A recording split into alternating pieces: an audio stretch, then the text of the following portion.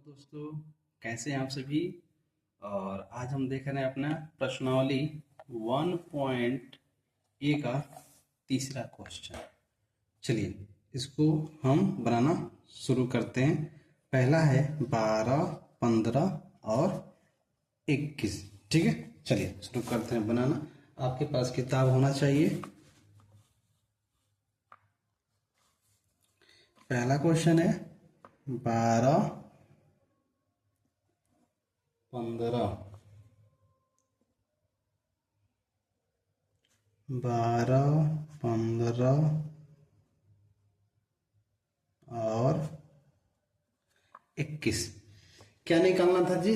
अभाज्य गुणनखंड विधि से एचसीएफ और एलसीएम निकालना है ना। मैंने इसके पहले की वीडियो में अभाज्य गुणनखंड विधि से कैसे एचसीएफ और एलसीएम निकालते हैं मैंने बता रखा है ऑलरेडी पहले से ही। ठीक है, चलिए ध्यान दीजिए इस पर।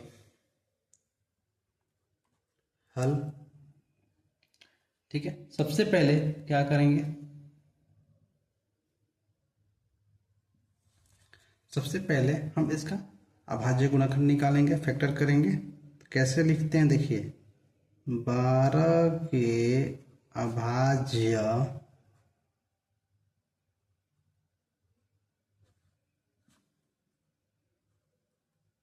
गुणनखंड, 12 के अभाज्य गुणनखंड। ठीक है, 12 का अभाज्य गुणनखंड क्या होगा यहाँ निकाल कर हम दिखा दे रहे हैं आपको। 12 है, क्या होगा? 2 छके 12, 2 तिया 6 और 3 एकम 3। क्या मिला जी? 2 गुणे 3। ठीक है, 15 का देख लीजिए। 15 क्या होगा? 3 पचे 15 और ये क्या होगा? 5 का 5।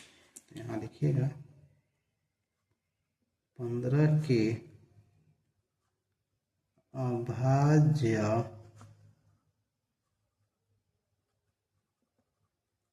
गुणनखंड 3 गुणे 5। देखिए 3 5 लिखना है ना, तो सबसे पहले 3 को यहाँ लिखिएगा इसके सामने और 5 को यहाँ लिख दीजिए आप। ठीक है, क्यों? जोड़ा बनाने में ना आसान होता है। यहाँ कुछ नहीं तो 1 लिख सकते हैं। 21 के देखिए, 21 के अभाज्य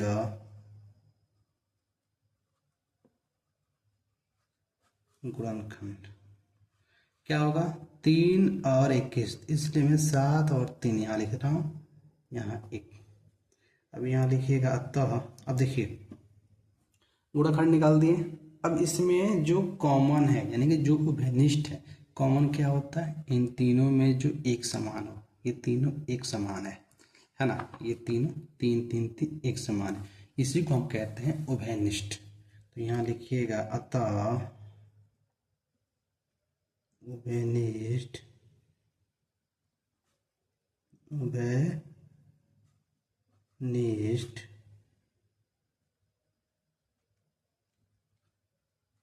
गुणनखंड कितना है?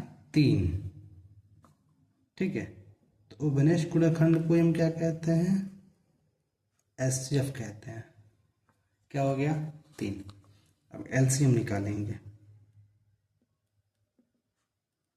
एलसीएम वो होता है जो उभयनिष्ठ गुणनखंड है और जो नहीं है उसको भी लिखते हैं। ठीक है, पहला क्या है?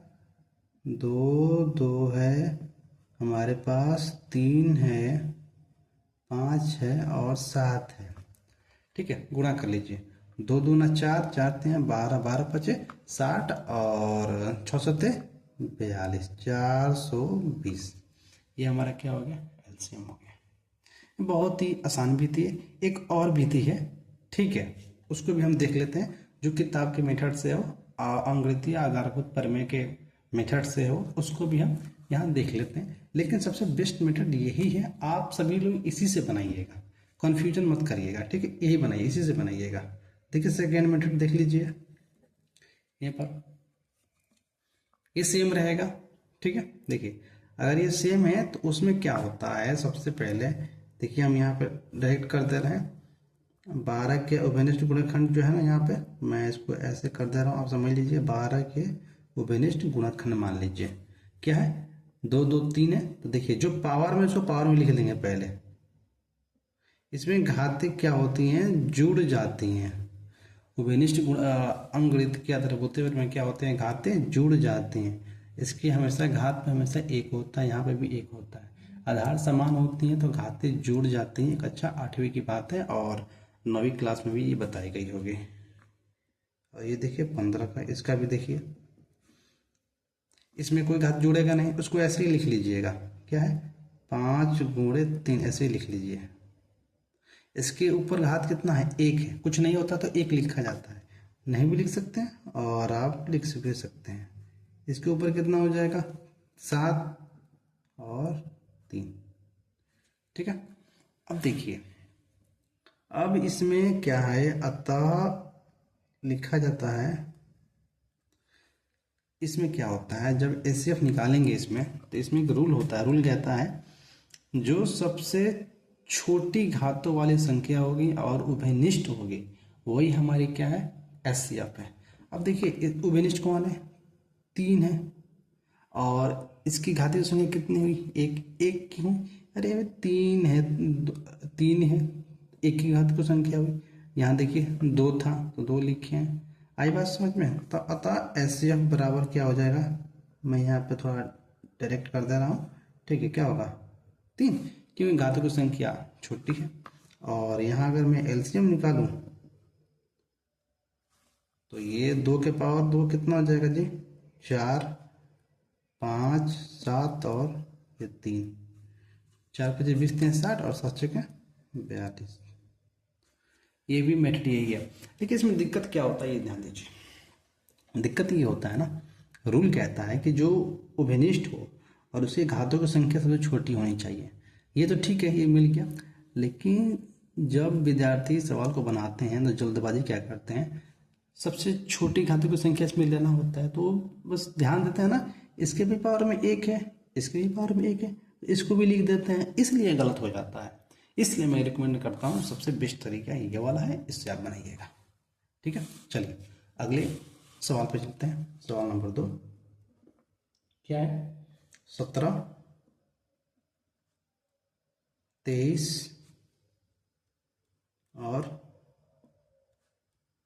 29, ठीक है। चलिए 17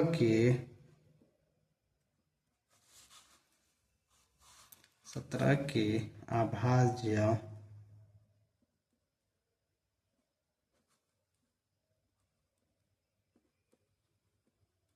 गुणनखंड, ठीक है, इसको आप लिख लीजिएगा। मैं बार बार लिखूंगा तो वीडियो लंबा होगा, तो उससे कोई बेनिफिट नहीं है, ना हमारे लिए ना आप लोग के लिए, इसलिए मैं इसको अब नहीं लिखूंगा, ठीक है। एक ही चीज़ लिखना है बार बार, ठीक है, आप उसको लिख लीजिएगा।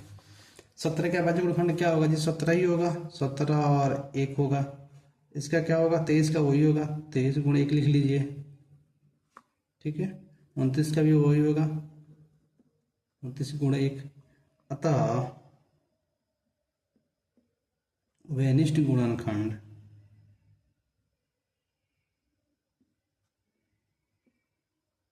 व्यनिष्ठ गुणनखंड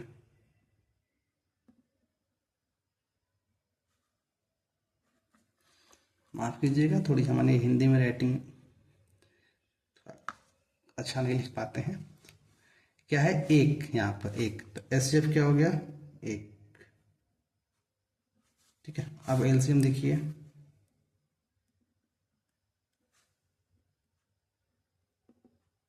एलसीएम 1 लिखेंगे नहीं, क्योंकि गुणा करने से वही होगा मेरी संख्या, 17 गुणे 23 गुणे 29, है ना। इसका गुणा कैसे करेंगे, देखिए ये हो जाएगा, सबसे पहले 17 में 23 से गुणा कर लीजिए।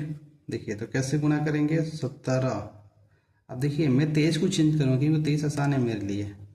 23 को क्या लिख सकता हूँ, 20 + 3, ठीक है।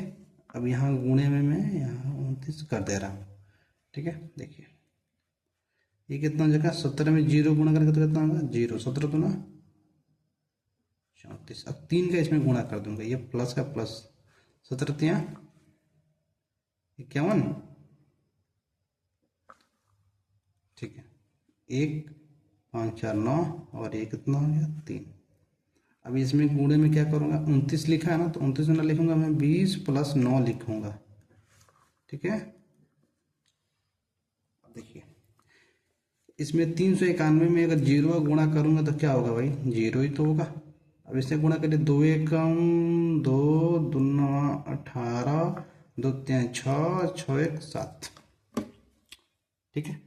ऊपर एक बार मैच कर लीजिए, 17 में 0 0, 17 2 34, ठीक है, और 17 3 51, ये भी ठीक है, 4 5 4 9 3, ठीक है। अब 9 का गुणा इसमें कर लीजिए, ये कितना 0, 2 एकम 2, 2 9 18, 2 3 6 1 7, 9 एकम 9, 9 81 और 29 27, 5 और 27 8 कितना होता है जी 35। इसको जोड़ लीजिए, 9 2 1 3 8 5 13, 7 3 10 1 11, 11 339, ये पे क्या हो गया एलसीएम, ठीक है। नेक्स्ट आगे देखते हैं इसके तीसरा पार्ट, तीसरा सवाल देखते हैं इसमें। 8 9 8 9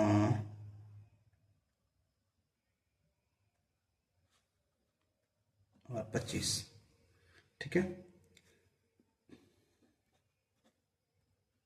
तो आप उसको लिख लीजिएगा, ठीक है। और 8 के अभाज्य गुणनखंड ऐसे लिख लीजिएगा, आप लिख सकते हैं। चलिए 8 का क्या होगा, 2 गुणे 2 गुणे 2,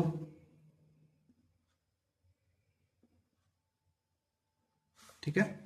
9 का 3 गुणे 3 और 25 का क्या होगा 5 एकम 5। यहाँ देखिए यहाँ एक भी कॉमन नहीं है, पर हम जानते हैं कि एक कॉमन होता है, एक जनरली लिख सकते हैं, ठीक है। यहाँ सब में एक हम लिख सकते हैं, तो यहाँ होगा अतः उभयनिष्ठ गुणनखंड, ठीक है, उभय